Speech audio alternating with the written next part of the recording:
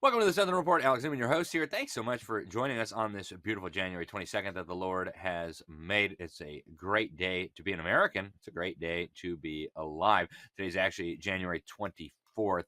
And we got so much going on today, so much news, and so much to share with you from our guests.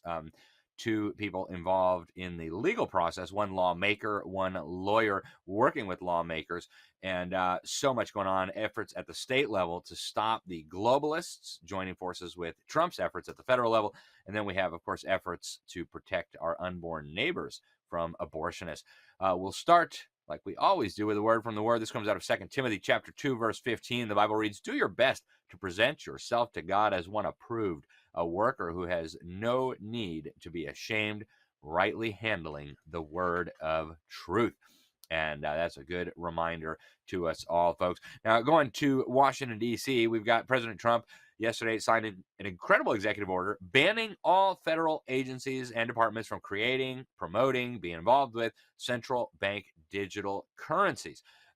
We've been working on this at the state level. A lot of states have now passed bans on CBDCs, but it's wonderful to know that now at the federal level, the federal government, all those bureaucrats who've been dutifully working away on this, will not be doing so anymore. Of course, Joe Biden signed an executive order early on in his administration calling the CBDC development and deployment a highest priority of the administration. So it's good to see that reversed. Trump also signed an order on cryptocurrencies, quite apart from CBDCs. We'll try to get into that maybe in a future episode. Now, another executive order, and it's hard to keep track of all these, but we've got another executive order with Trump releasing all the remaining documents from the assassinations of John F. Kennedy, Robert F. Kennedy, and Martin Luther King. Check it out.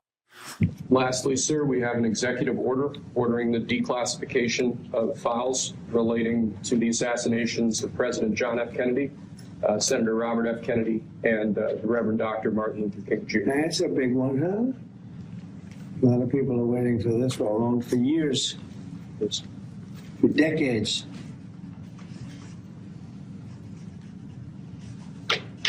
And everything will be revealed. Okay? Give that to RFK. Yes, sir. Everything will be revealed. I like the sound of that. And in fact, that's true. The Bible says everything is going to be revealed. I don't know if that's going to happen in the next few months or the next few years. I hope it does. But by the time this is all said and done, and I'm not talking about Trump or politics, all of it is going to be revealed. All the stuff that the evildoers, that me and that you, that we thought we were doing in the shadows, all of it is going to be revealed. God knows all of it. So, turning back to Donald Trump, he spoke remotely to the World Economic Forum in Davos. As you know, I was supposed to be there. And, oh man, it was punch after punch after punch after punch to the globalists, to their agenda, to the ridiculous things they're doing to our children. And one of the things that I thought was so funny that he did, he literally called out the head of Bank of America to his face for debanking conservatives. Check it out. By the way, speaking of you, and you've done a fantastic job, but I hope you start opening your bank to conservatives, because many conservatives complain that the banks are not allowing them to do business within the bank, and that included a place called Bank of America. They don't take conservative business. And I don't know if the regulators mandated that because of Biden or what, but you and Jamie and everybody, I hope you're going to open your banks to conservatives, because what you're doing is wrong. What you're doing is wrong. You should watch his speech if you have the chance. He just goes through thing by thing by thing, poking fun at them, talking about how we're destroying their agenda. And little Klaus Schwab just trying to kiss up to, "Oh, we're so honored to have you here, Mr. President, and oh, such important work you're doing." Sorry, we should have shown you the video rather than my cheap imitation. But it wasn't just Trump punching back at the clown show that is the World Economic Forum. The president of Argentina, Javier Milei, the great Javier Milei, stood up and just 30 minutes worth of truth bombs right at the faces of the World Economic Forum tyrants on all of it. The tyranny, the gender absurdity. I mean, there's so much good stuff. Check this one out.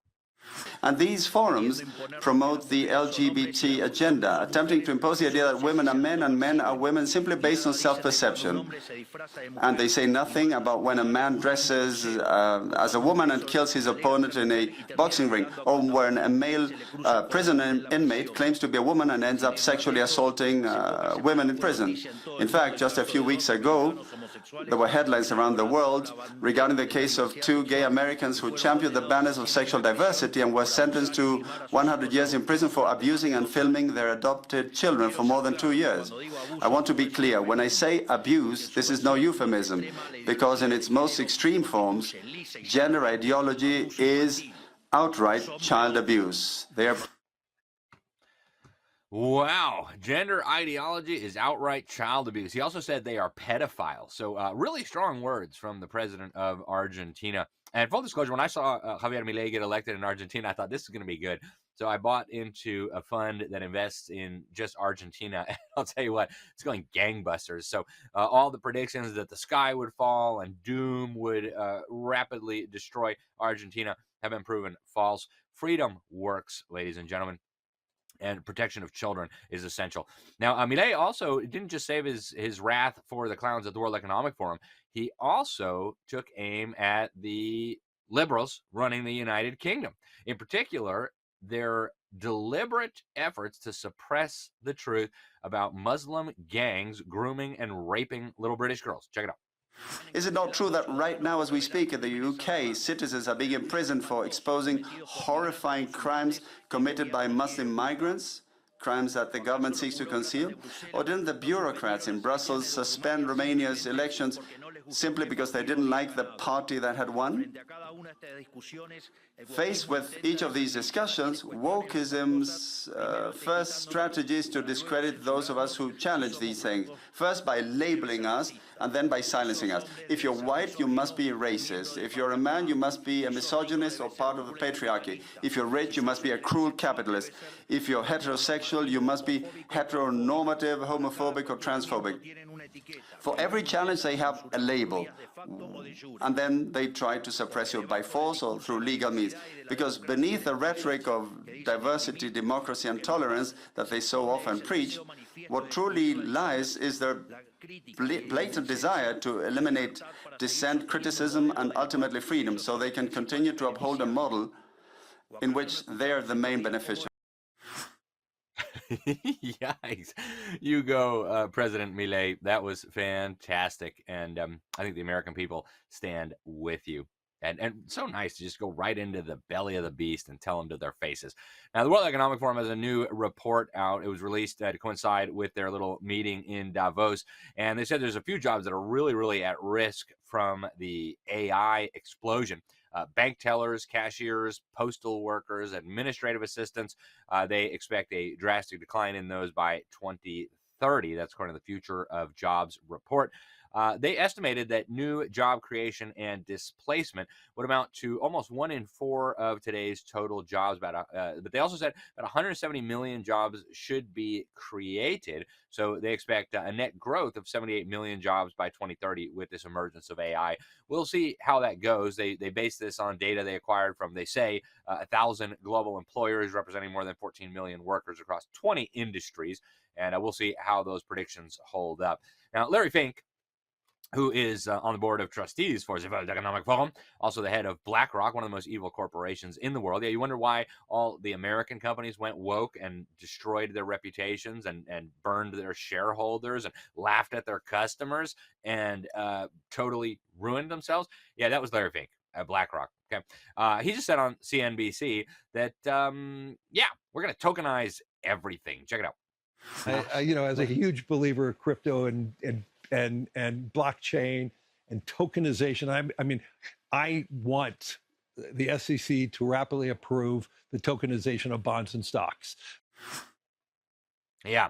And if Larry Fink of BlackRock wants it, it's almost certainly a bad idea, folks. Eventually, they want to tokenize everything. Every tree, every house, every car, every toothbrush would live forever on an international blockchain ledger created by the Bank for International Settlements, kind of like a private central bank for private central banks. And if you don't like it, well, tough, you can die, right? You can only interact with it with your central bank digital currencies and your digital IDs. We must resist this craziness. Now, really interesting story, folks. Not a lot of people, I think, have fully wrapped their heads around this yet, but Donald Trump has just freed Ross Ulbricht, the guy who developed Silk Road. That was, of course, one of the largest drug marketplaces in the history of the world. He was arrested after trying to hire people to assassinate somebody that was going to apparently spill the beans on his operation. And a lot of the tech bros were lobbying to get him out. Let's see what he had to say. Last night, Donald Trump granted me a full pardon. I was doing life without parole, and I was locked up for more than 11 years. But he let me out. I'm a free man now. So let it be known that Donald Trump is a man of his word. Thank you so much, President Trump, for giving me this amazing blessing. I am so grateful to have my life back, to have my future back, to have this second chance.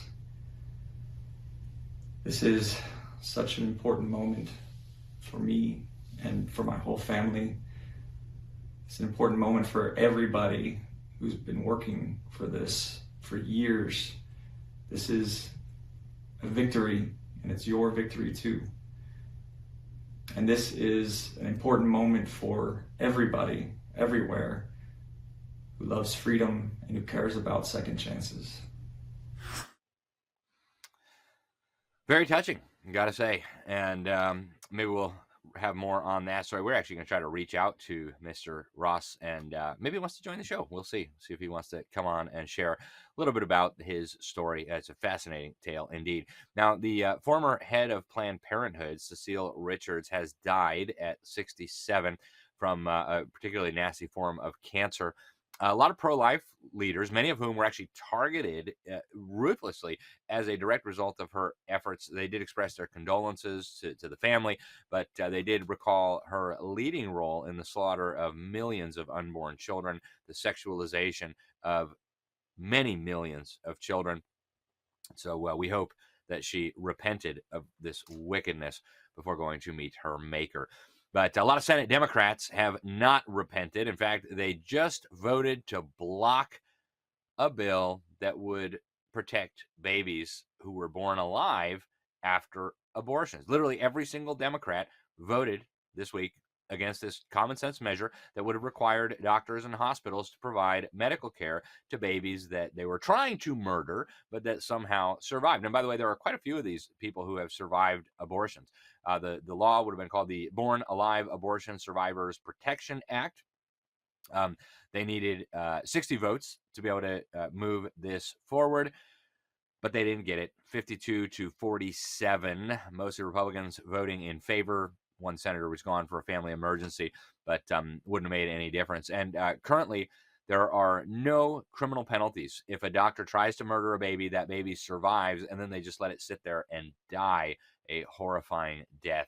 So this is the Democrat Party for you, ladies and gentlemen. I'm not here to tout the Republicans. They've got plenty of their own problems. But, I mean, I don't know how anybody could go to sleep at night after voting to allow little babies to die with no consequences. Now, ChatGPT, the big AI system, is part of a Stalinist propaganda campaign. That's according to ChatGPT. A guy we know, Jonathan Kohler, he's an incredible clarinetist. He actually got the ChatGPT to admit that Sam Altman, the head of OpenAI, and a whole bunch of others are involved in a communist-style anti-truth smear campaign using AI systems. And according to Jonathan, these people ought to be in jail. So ChatGPT says, yes, I operate within a system that's been shaped by policies and processes that can accurately be described as Stalinist in nature. By the way, these are the same people who are doing the Stargate thing where they're going to create a new mRNA vaccine just for you, okay? So frankly, I have no interest in Stalinist AI except to crush it. Now, U.S. Catholic bishops, they're really mad at Donald Trump for getting the border under control, for resuming deportations. They're going on all the TV shows. Woohoo, President Trump is such a monster. How dare he do this? And what they're not telling you, these Catholic bishops, is that their organization is literally raking in hundreds of millions of dollars from U.S. taxpayers to facilitate this massive human trafficking operation, euphemistically referred to as refugee resettlement. And you know what? If you receive hundreds of millions of dollars from a federal program, you ought to have the honesty to disclose that when you're out there promoting it on television. You know, as they say in court, the truth, the whole truth, and nothing but the truth. If you don't tell the whole truth, that's another way of saying you're lying, right? And folks, that's unfortunately what we're dealing with here. Okay, we cannot have this kind of thing where the federal government bribes people and organizations to promote things that are very harmful to the United States of America. And then there's these vested interests continuing to promote it. Speaking of things that are harmful to America, Michael Mann, the pseudo-scientist, climate ringleader, who sued National Review over what I thought was actually a very funny joke. He's at Penn State. They accused him of diddling the data. And sorry. And he sued National Review to harass them, to try to destroy them. And now the First Amendment has finally caught up to him. And so a court in Washington, D.C. has just ordered Michael Mann to pay National Review over $500,000 in attorney fees and costs, and to do it within 30 days. So poetic justice, man. I'm not a big National Review fan, right? They've been anti-Trump. They've been they've always been controlled opposition, trying to purge conservatism of the people actually doing effective things to promote conservatism. But, you know, this is really sweet, sweet justice. Michael Mann, I hope you are ready to pay up.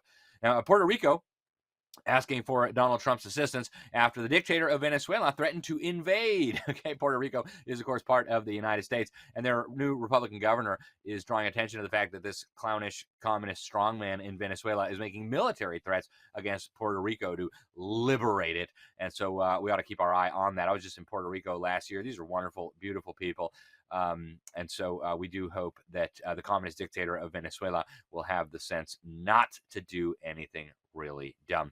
Before we go to break, folks, we've got some very special guests coming up. I do want to tell you about our friends over at 1 Acre Iowa Farm. They've got this incredible product, these beef sticks. They sent us a bunch of them, and my kids have been fighting over them since they got here. These are the last two we have left because the kids munched on them all before I could hide them. But they got some really, really good stuff.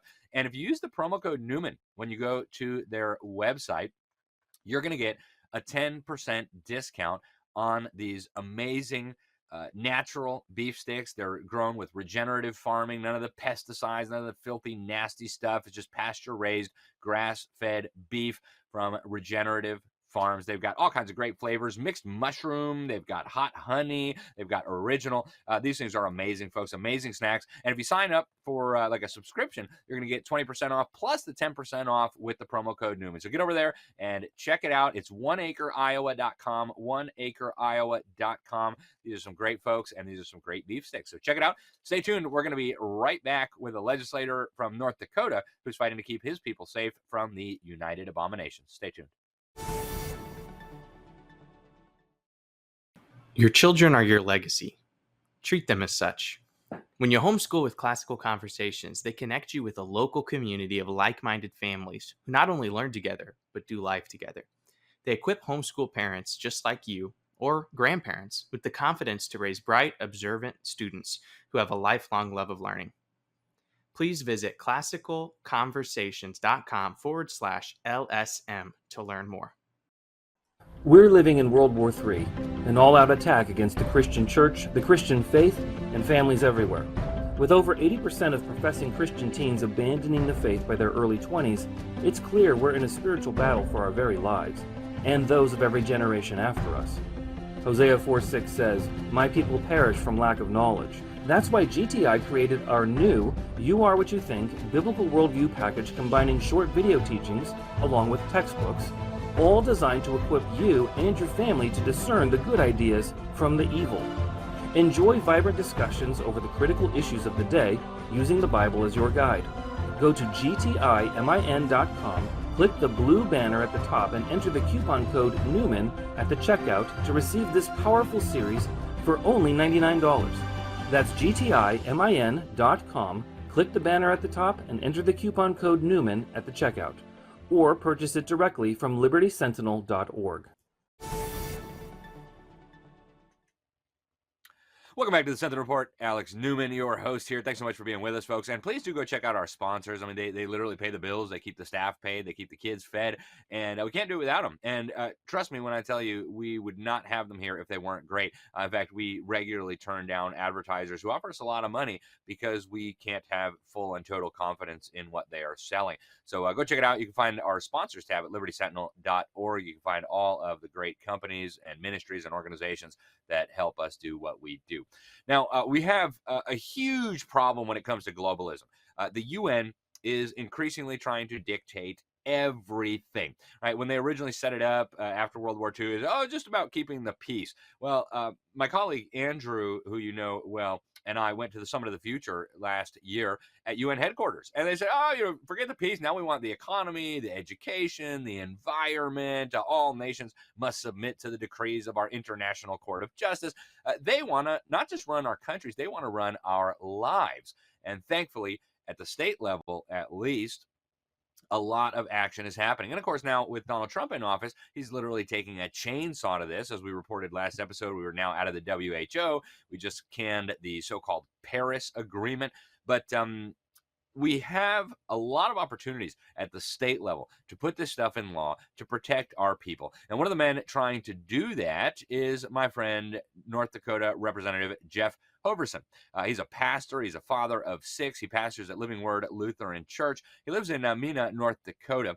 And ever since the pandemic, he's been really concerned about these international organizations, these unelected bureaucrats trying to take our freedoms, trying to take control over our countries and our communities. And so he's a freedom fighter in the legislature up in North Dakota, and he's got a bill. It's called HB 1089, and I'm really excited about this bill, folks. It's powerful stuff. What it does is tries to protect the people of North Dakota from regulations and plans adopted by international organizations like the UN, whether we're dealing with the health stuff or the climate stuff. Representative Hoverson, thank you so much for joining us. It's an honor and a privilege to have you here, and thank you for filing this bill and trying to protect the people of North Dakota. Talk to us a little bit about why you thought this was necessary. What made you think, hey, I've got to get this bill passed in North Dakota? Yeah, thank you. Thanks for having me on. Like you mentioned, ever since the pandemic, I realized, wow, even our own government here in the state has way too much power. And then it didn't take us long for a lot of us. And in fact, 11 that I'm aware of, 11 freedom groups started as a direct result of the mandates and the business closings and the masking and the vaccine issues that unfolded.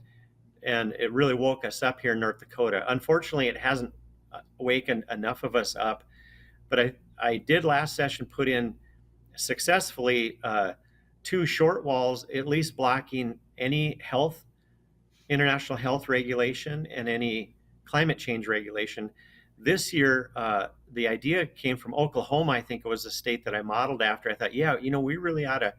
It seems like there's a lot more colluding going on with the United Nations. And as you suggested, the UN didn't start out that way, but they seem to be hooking in with the WEF and other organizations more and more. So rather than waiting for them to arrive in our state and regulate us and then try to kick them out, we should be more proactive, I think, and put up the barriers that anything that they directly want to do here will be considered void and ineffective.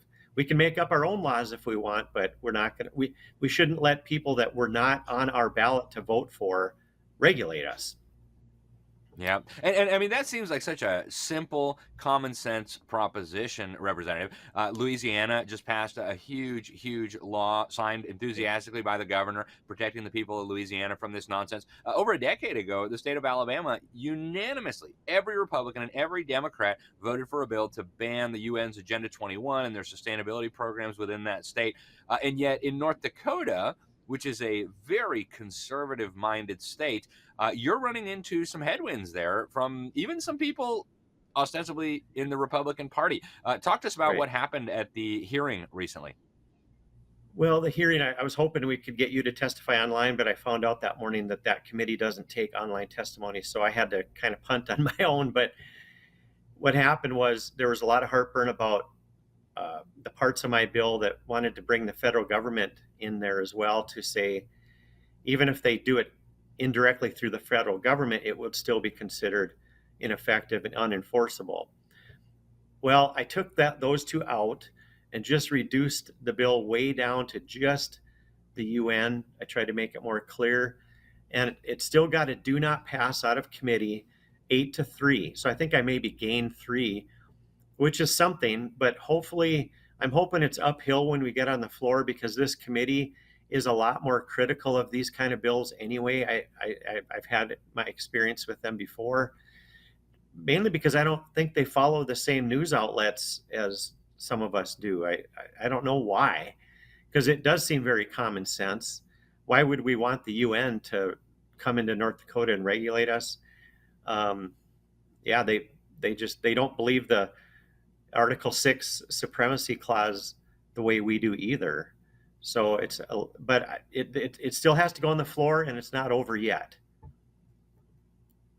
And, for the folks out there, yes, Article 6 does say that federal laws and treaties are supreme over state law, but it also adds a very, very important caveat that the supremacists never want to talk about, and that is that those laws and those treaties have to be made in pursuance thereof, is the exact verbiage. That means they have to be constitutional. If Congress passes a law that says you can't have free speech anymore and all states must help us ruthlessly silence people who say things we don't like, the state not only is not bound to enforce that, the state is, as Thomas Jefferson and James Madison, two of our most important founding fathers, said, duty bound to interpose there, because, of course, we never gave that power to Congress. We actually specifically prohibited it. So this is a very, very simple constitutional argument. Liberals have understood this for a long time. Conservatives have understood this for a long time. And yet we do have, I think, a pretty significant contingent among Republicans that still haven't gotten this. And I found it's especially common among trained lawyers, Jeff, because they go to law school. They never read the Constitution. They're just told, hey,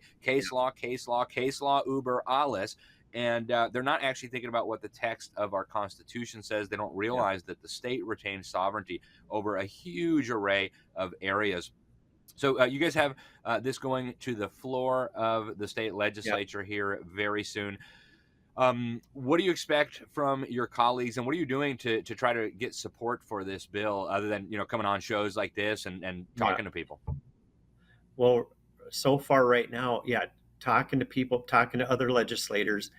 I was prepared to make a case for why the supremacy clause would not apply to this because of the 10th Amendment. Because if the attorney, and there was an attorney who did testify in opposition to my bill from the AG's office.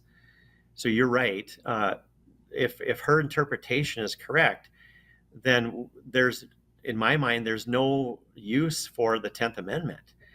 And but I decided to just remove that completely so that when we do get to the floor, it's a lot more clear and straight up. So I do feel a lot better about the floor than I do this committee, but I still think it's going to be close. Yeah. It's going to be a close. Well, this will be a good opportunity for the folks in North Dakota to see which legislators stand with the Constitution and the people and freedom, and which legislators prefer to stand with the UN. I love these kinds of bills because it just really clearly delineates, who's on what side, and this will be something that I think voters can take into account when they're going to the polls at the next election. It's such a huge issue. I actually just had a call a couple of days ago. The county commission in a big county here in Florida called me. They're trying to do something like this at the county level and create a constitutional county. And another thing on the law that comes to mind, even if a federal law is constitutional, and this was settled in a very, very important Supreme Court case, 1997, Prince versus United States. Even if a federal law is constitutional, the federal government cannot force a state. They cannot commandeer a state's resources or personnel to enforce that. Sheriff Richard Mack sued the federal government over the Brady Bill, and the Supreme Court articulated beautifully the fact that your sheriff works for your county. Your state works for the people of your state. So even if the thing were hypothetically constitutional, they can't force the state of South Dakota or your local governments to enforce this. Pastor, you're also a pastor, and that's one of the things I love so much about state legislators is most of them have real jobs doing useful things in addition to government. And I'm reminded of so many of the great men and women in the scriptures who stood up and defied what might be called a higher authority, whether we're talking about the Hebrew midwives standing up to Pharaoh and refusing to kill the baby boys, whether we're talking about Acts chapter 5, where the apostles and the disciples say, hey, it's better to obey God rather than men. Whether we're talking about Daniel refusing to stop worshiping and praying to God, or Shadrach, Meshach, and Abednego refusing to bow down to the golden idol erected by Nebuchadnezzar. How do you see your faith intersecting with politics and government, Pastor? Well, I do. I know that can be tricky because, I distinguish the difference between faith and design of God. So I'm not out to impose my faith by law, but I am out to fight for the design of our Creator, which I think lines up really well with our founding fathers. And, I came to realize during the pandemic, especially, that if there's a direct link between the loss of people's freedom and the size of government. And so I started to get a really up close and personal picture of what small limited government actually really means. And it's kind of scary when all of a sudden a governor with a stroke of a pen can make all the citizens wear a mask. I mean, that one in particular, and that was my first bill that passed 2 sessions ago, was to stop the governor from mandating that. He did veto it, and we overrode it by 2 votes. But that just began this whole process of, especially the health regulations. Those were, I could go on and on there. But as far as I'm so glad I have a church behind me. We're putting in a 10 Commandments bill to try to get those back in the school as well, like Louisiana and 12 other states are doing. So, yeah, I think the church has to, unfortunately, not get involved to control people, but to get the government shrunk back down to size so that, as 1 Timothy 2:2 says, so that the people can live peaceful and godly lives. That's my goal. Amen. And I've actually preached on this across the country. The Word of God talks more about government than it does about heaven. God instituted civil government. It was designed to suppress sin and restrain and punish evil. It wasn't designed to be your babysitter, to tell you whether you needed to wear a mask, to shut down your church if there might be a virus circulating. These things are way outside the bounds of the purpose of government. And of course, that is what our founding fathers understood very well. Now, if you read their own writings, they quoted the Bible more frequently than any other document. They quoted men like William Blackstone, author of Commentaries on the Laws of England, who infused biblical truth into every area of his understanding of law. And we have gotten so far from that in this country that to a lot of people, it sounds like you're speaking a foreign language.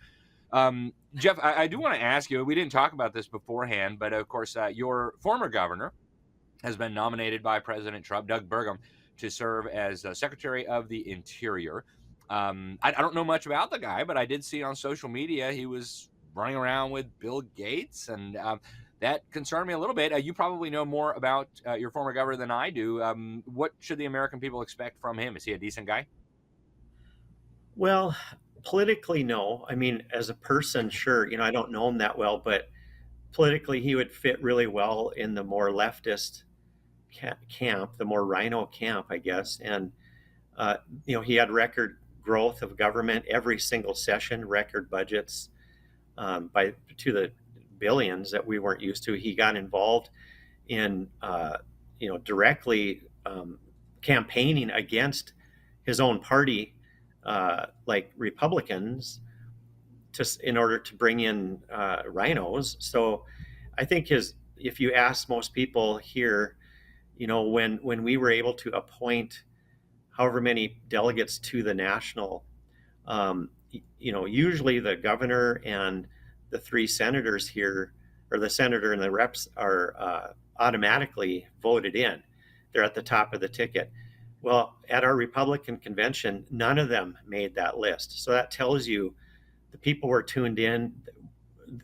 We think he probably Trump did not make a good choice, but I hate to say too much, but yeah. Well, we'll keep them all in prayer and hope for the best.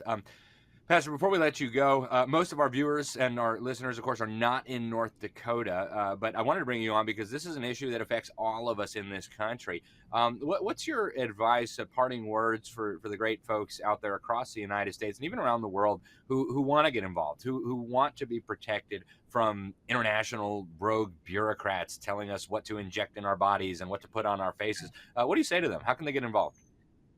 Well, I would say if you aren't a legislator, consider being one. And if you can find a legislator to convince them that the states, I believe, have to be the ones to be the movers on this. I don't think we can wait around for the federal government to deal with the international stuff, even with Trump in.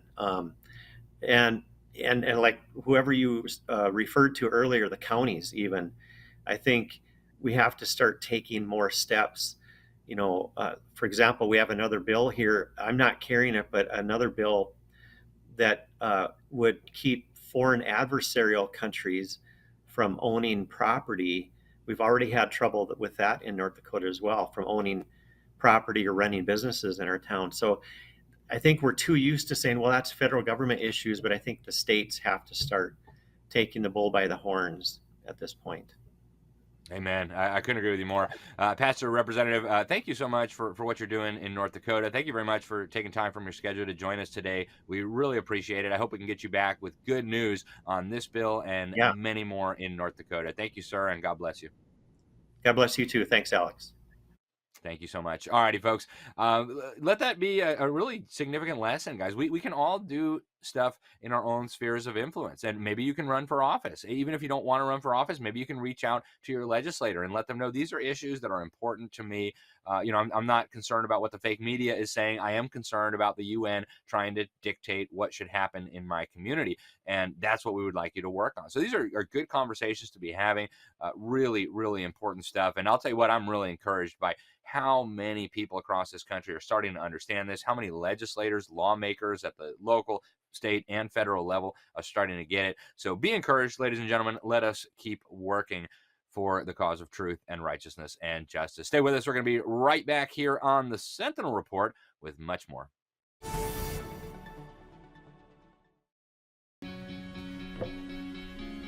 Looks like you've been sleeping well. Megan, he's back. The My Pillow guy. And you're looking good. Still feeling good. Well, just when you thought it couldn't get any better, we've got the best pillow ever, My Pillow 2.0.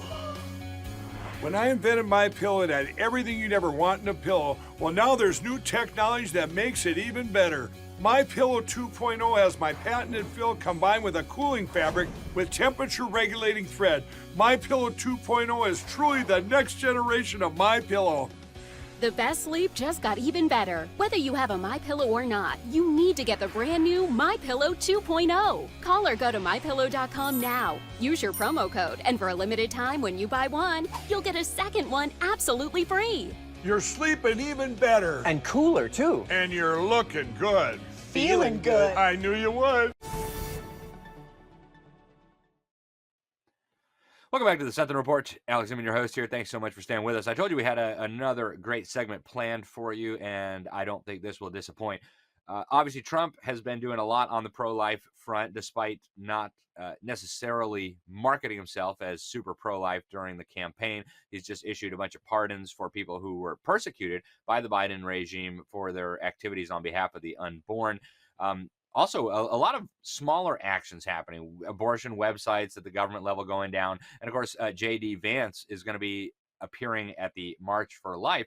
This is supposed to be the first public appearance as VP. So a lot going on. And then at the state level, so much more. And so joining us to discuss this is a constitutional attorney who's right in the middle of it all, Bradley Pierce. He's been practicing law for almost 2 decades. He's drafted legislation in over 30 states on everything from self-defense to parental rights to the right to life, including dozens of equal protection bills that would abolish abortion at the state level. He has filed briefs at the U.S. Supreme Court, been interviewed by pretty much everybody on all sides of this issue, from the New York Slimes to some of the more pro-life organizations and ministries and news outlets. He's a Christian. He's got 11 children, which is a good start. And welcome, Bradley. Thanks for coming on the program. It's wonderful to have you. So I want to start with the pro-life pardons. Here is Trump signing these. Let's roll that clip.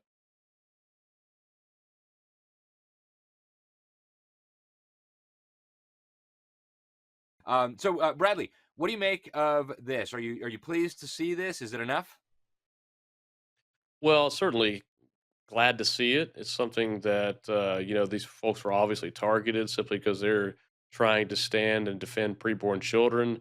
So glad to see them out.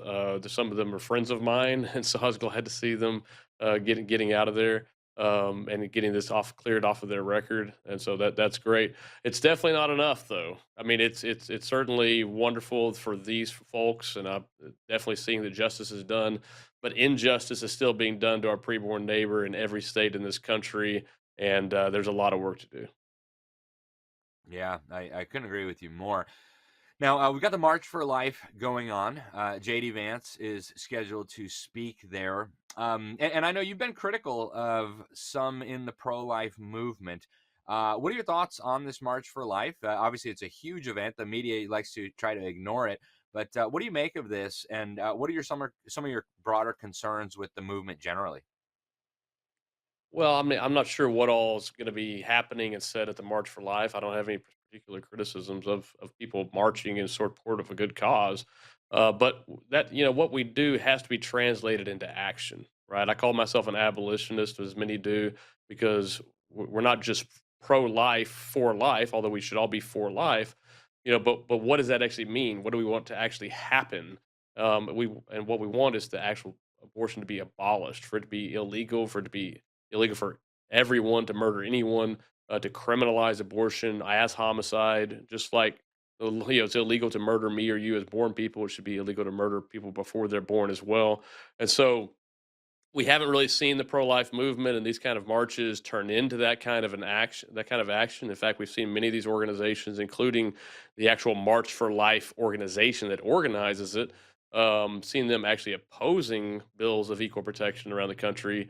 And so that's what's got to change. We've got to see the Christians around the country getting behind, supporting equal protection, and these organizations to get out of the way and actually get behind them. Yeah. So you're the president of the Foundation to Abolish Abortion and also Abolish Abortion Texas. We've had people on both sides of this on this program here, the abolish issue. What is your take on incremental legislation? I mean, legislation that stops some abortions. Like here in Florida, we passed the 6-week abortion ban. I know a lot of the abolitionists were uncomfortable with that because it still allows the murder of babies before they're 6 weeks old. But what's your take on that? Is it okay to move in incremental steps like some of the states have been doing, or do we need to just go for the whole enchilada? Well, I don't think there's a problem with increments per se. It's what are those increments and why are we doing them?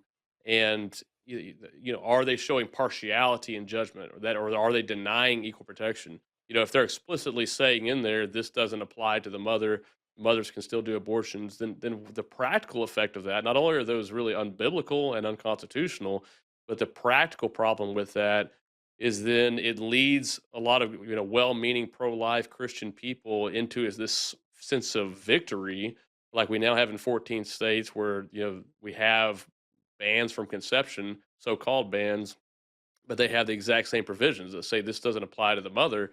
So that means the abortion market has simply shifted from the abortion clinics to online pill orders for do-it-yourself home abortions, and the actual abortion numbers are not falling because you can still do it under this pro-life legislation.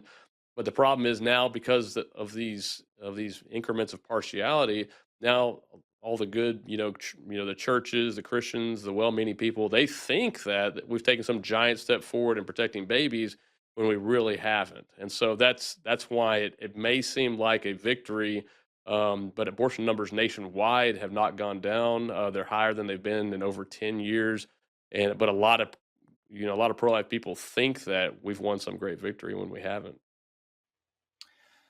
So I want to drill into this, Bradley. I think a lot of people get uncomfortable with the idea of throwing mothers in jail, even if they kill their babies. And you're arguing here, I think, that no, the law needs to be applied even to mothers. But obviously, a lot of people in the pro-life establishment, if you will, the major organizations that rake in millions of dollars every year, they say, no, we do not want to criminalize the mother. Drill into that for us. I mean, why do they say that, and why do you say that's unacceptable?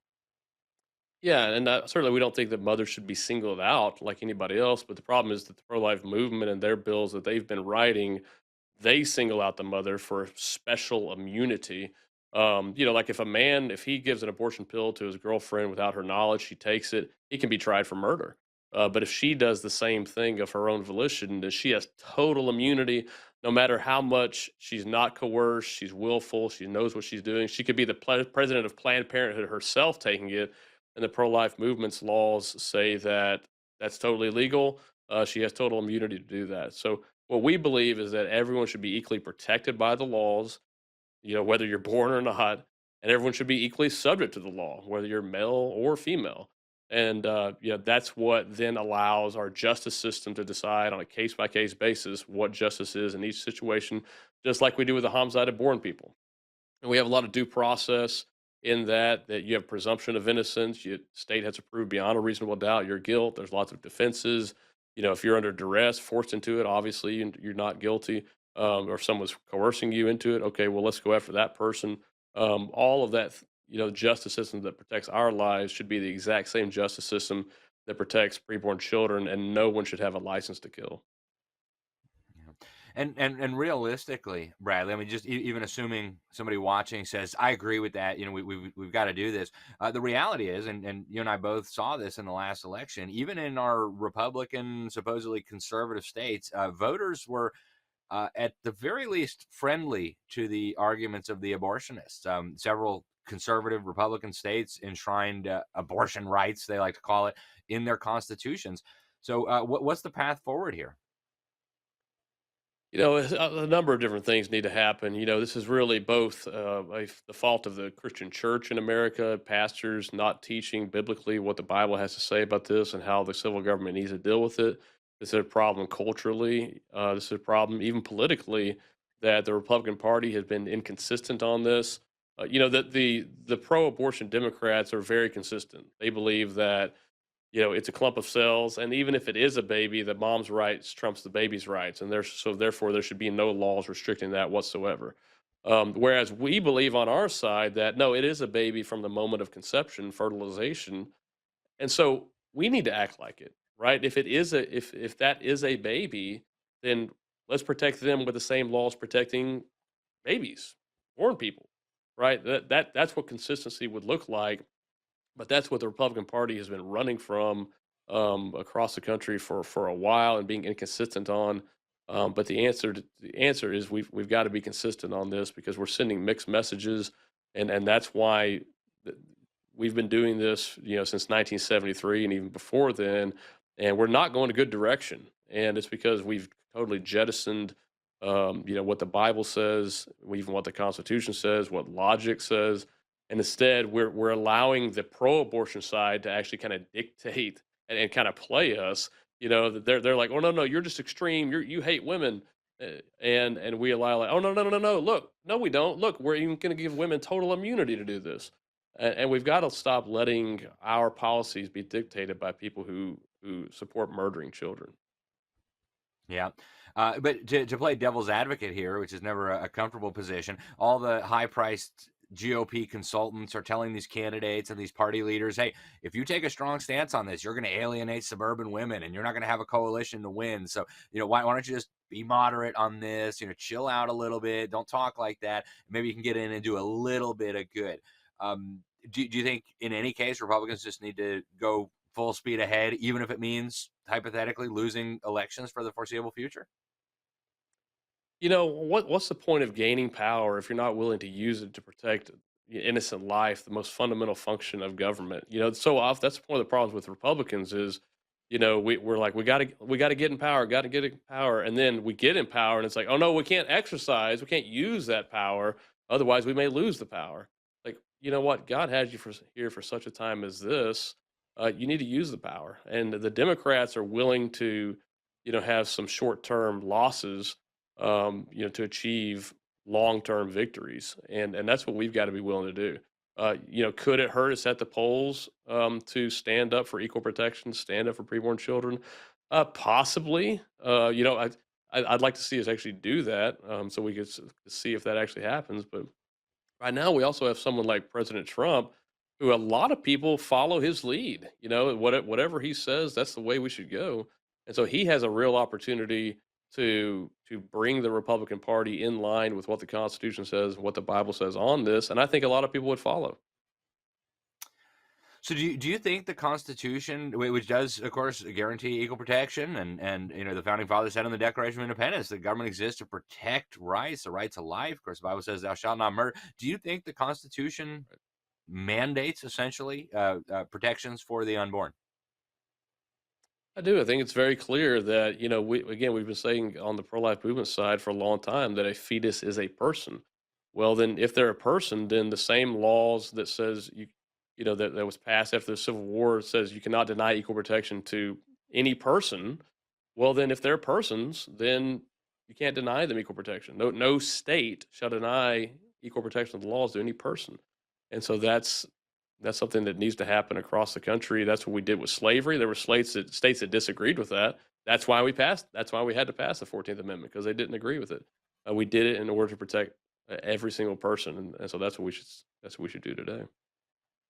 Yeah. And so what's the way forward now? I mean, obviously Trump is using his executive authority in some ways to at least move the ball a little bit down the line. It doesn't look like Congress is probably going to do much, but what do you think should be the approach for the next few years? I mean, lean on Trump, lean on states, all the above. How do we move forward here? I think all the above. This is certainly something that the federal government has. Again, the federal constitutional authority to enact, and not just authority, but even duty to enact equal protection. But it's something that the states have the authority and freedom to do on their own, and duty to do on their own as well. And so I think both. We're going to be working with states around the country. We are working with states. We expect around 20 abolition bills of equal protection to be filed this session. There's already been at least 5 as of yesterday. I'm not sure if any have been filed yet today, but there's been 5 filed so far. We expect many more. And so this is something that needs to happen across the states, on our way to seeing it happen at the federal level. And just a personal question, Bradley, how did you get involved in this? I mean, when and how did you decide, hey, I need to make protecting the lives of our unborn neighbors a priority in my life?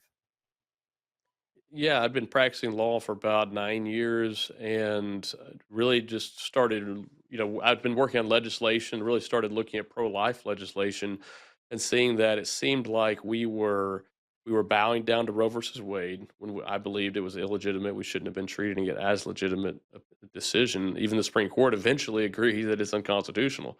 So I saw that in the legislation from the pro-life side, and then also saw that we were conceding arguments about the humanity of the child and the way that we were treating them. We weren't treating them like we treat other people. And so that's when I really got into it, especially when a friend of mine working for one state legislature went and talked to the pro-life groups in his state and asked them, hey, if my boss just submits a bill that just completely outlaws abortion, regardless of Roe versus Wade, just treats it like murder, would y'all support that? Those organizations said, not only would we not support that, we would oppose that. And that was certainly a big moment, when I got way more involved in this.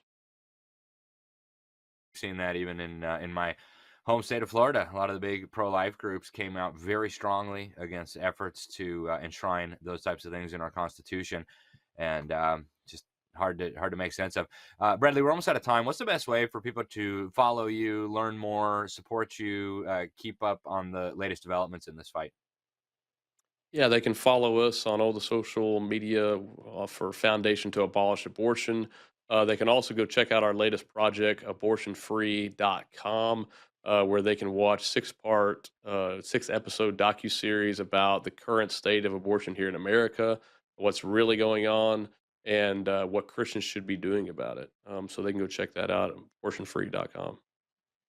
Abortionfree.com. Well, Bradley, thank you very much for joining us today. Thank you for the work that you're doing for the unborn. We really appreciate it. I hope we can get you back to discuss good news in the months ahead. Look forward to it. Thanks so much. All righty, folks, that's all we have time for today on the Sentinel Report. But go check out Bradley and the Foundation to Abolish Abortion. I do personally regard abortion as one of the great evils of our time. I think if the world doesn't get destroyed, at some point, people are going to look back, and we're going to look back at abortion very much like we look back at slavery, like we look back at the Holocaust, to say, how could we have been such monsters? That was happening, and we were watching football? Like, it's that serious, folks. And the Bible tells us that the blood of the innocent cries out to the Lord. And I cannot imagine what the blood of 70 million innocent unborn children sounds like, but I can't imagine that it's good. So we've got to deal with this as a country. We've got to deal with this as states. We've got to deal with it as communities and kick the abortionists out of our towns, out of our cities, out of our counties. Stop the slaughter of unborn children. It is a horrific stain on our country, on our civilization, and on all of us as individuals for allowing this and tolerating this. Thank you so much for tuning in to the Sentinel Report. We appreciate you more than you know. We encourage you to go to libertysentinel.org, libertysentinel.org, sign up for the newsletter. God willing, we shall see you again next week. Until then, thanks for tuning in, and God bless you all.